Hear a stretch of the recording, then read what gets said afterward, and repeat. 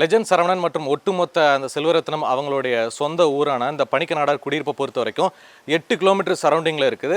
இந்த 8 கிலோமீட்டர்லையும் ஆதரவற்ற முதியவங்க, சாப்பாடு கூட வழி இல்லாமல் இருக்கிறவங்க, சாப்பாடே செய்ய முடியாதவங்க, யாரும் பார்த்துக்க முடியாத நிலமையில் இருக்கிறவங்களுக்கு 3 வேளையும் சாப்பாடு இங்கேருந்து தான் இந்த மக்களுக்கு போயிட்டு இருக்கு. இது இன்னைக்கு நேற்று ஆரம்பித்த ஒரு பணி கிடையாது. கிட்டத்தட்ட பல வருடங்களாக இந்த சேவை வந்து செஞ்சுக்கிட்டு இருக்காங்க. இதை யார் பண்ணுறா அப்படின்னா லெஜண்ட் சரவணன் அவங்களுடைய சித்தப்பா யோகரத்னம் அவங்க தான் இந்த விஷயத்தை வந்து பண்ணிட்டு இருக்காங்க. கிட்டத்தட்ட ஒரு நாளைக்கு 130 பேருக்கு, அதாவது இந்த 8 கிலோமீட்டர் இந்த ஜோனில் பொறுத்த வரைக்கும் 130க்கும் மேற்பட்ட ஒரு ஆதரவற்றவங்க சாப்பாட்டுக்கு இயங்குறவங்க தான் இருக்கிறாங்க. காலையில் இவங்களுக்கு என்ன போகும்னா இட்லி தோசை அந்த மாதிரி போகும் அப்படின்ட்டாங்க. மதியம் வந்து பார்த்திங்கன்னா சாப்பாடு, ஒரு சாம்பார் குழம்பு அந்த மாதிரி கொஞ்சம் கூட்டு அதோட வந்து பார்சல் போகும் அப்படின்ட்டாங்க.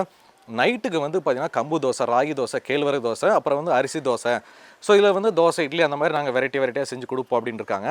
இந்த சரௌண்டிங்கில் 130 பேர்த்தையும் இவங்க எப்படி அடையாளம் காண்கிறாங்க அப்படின்னா, என்ஜிஓ டீமில் இருக்கிறவங்க அவங்களுடைய டீட்டெயிலை வாங்கிட்டு வந்து ஆதார் கார்டை வாங்கிட்டு வந்து இவங்ககிட்ட கொடுத்துருவாங்க.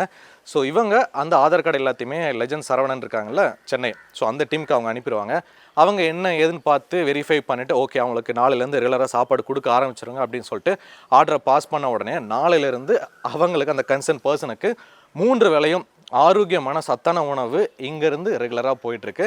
ஸோ இது வந்து வள்ளலார் குருகுலம் மாதிரி தான், அணையா அடுப்பு மாதிரி தான் இங்கே ஒரு விஷயம் அணையா எரிஞ்சிக்கிட்டு இருக்கு. ஒரு 2 பசங்க இருக்காங்க நினைக்கிறேன். அவங்க தான் வண்டி பின்னாடி ஒரு பெரிய கேரியர் மாதிரி வச்சு அதில் 12 மாதிரி சாப்பாடு வச்சு ஒவ்வொரு தெருலையும் போயிட்டு இந்த தெருவில் 12 பேர் கொடுத்தாச்சா ஓகே சாப்பாடு இங்கே வந்து எடுக்கிறது, அடுத்த தெருவில் 12 பேருக்கு சாப்பாடு எடுக்கிறது, அடுத்த 2 கிலோமீட்டர் ரேடியேஷன் தள்ளி அங்கே எத்தனை பேர் இருக்காங்க, அந்த பாட்டிக்கு ஒரு கேரியர், இந்த பாட்டிக்கு ஒரு கேரியர், அந்த பாட்டிக்கு ஒன்று எடுத்தாச்சா சொல்லிட்டு ஒரு கணக்கு போட்டு ஸோ எல்லாருக்குமே கொடுக்க ஆரம்பிச்சிடுறாங்க. ஸோ நான் பேசிகிட்டு இருக்கிறதுக்கு முன்னாடி வரைக்கும் பார்த்தீங்கன்னா ஒரு 2 பேர் பைக்கில் அந்த டப்பாஸ்லாம் எடுத்துகிட்டு கிளம்பிட்டாங்க.